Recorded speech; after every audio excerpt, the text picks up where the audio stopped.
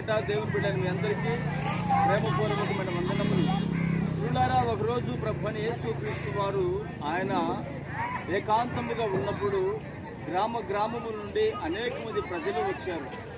వారు వచ్చి దేవుని చెప్పినటువంటి మాటలు 3 దినములు వారు ఉపవాసం ఉండి దేవుని మాటలు విన్నారండి.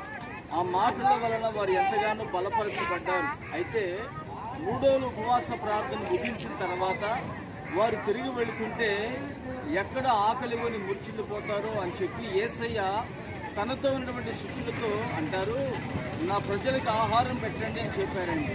ఇంతమంది ప్రజలకు ఆహారం ఎక్కడి నుంచి తీసుకురావాలి అని చెప్పి వారి ఆలోచనలో సందిగ్ధంలో పడి ఉన్నప్పుడు వెంటనే ఒక పిల్లవాడు లేచి, అయ్యా నా దగ్గర 5 రొట్టెలు 2 చిన్న చేపలు ఉన్నాయి అని చెప్పినప్పుడు వెంటనే యేసయ్య వాటి దగ్గర తీసుకొని ఏమండి ఆకాశం వైపు కన్నులెత్తి ఆ 2 చేపలను 5 రొట్టెలను ఆకాశం వైపు కన్నులెత్తి వాటిని ఆశీర్వదించాడండి. వారందరూ తినగా ఇంకా 12 గంపల నిండా ఎత్తారండి చేపలు. ఈ చేపలను ప్రభు 5 రొట్టెలను ఆశీర్వదిస్తే వారు ఇంకా తినగా మిగిలిన ముక్కలు గంపల నిండా ఎత్తారట. అంతగా ప్రభు ఆశీర్వదించాడు. మన జీవితంలో ప్రభు ద్వారా గొప్ప కార్యాలు జరగాలంటే మనము కొంచెంలో కూడా ప్రభు సమృద్ధిగా పోషిస్తాడండి.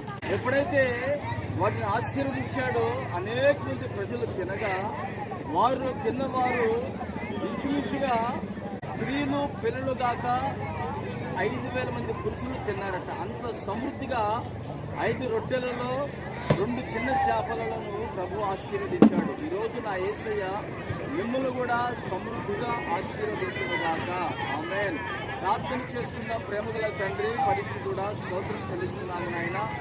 5 రొట్టెలను 2 చిన్న చేపలను మీరు ఏ విధంగా ఆశీర్వదించి ఉన్నారు నా తండ్రి, నీకు స్తోత్రం. నిశ్చయముగా నీ బిడ్డలకు ఈ రోజున వారు చేసేటువంటి ప్రతి పని అంతటిలో గొప్ప దీవెన కలుగు చేయండి, సమృద్ధినివ్వండి. ఏది కొరత కొదువు లేకుండా నీ కృప చేత నింపి మహిమ పొందుకోమని యేసు నామమున ప్రార్థిస్తున్నాను తండ్రి. ఆమేన్.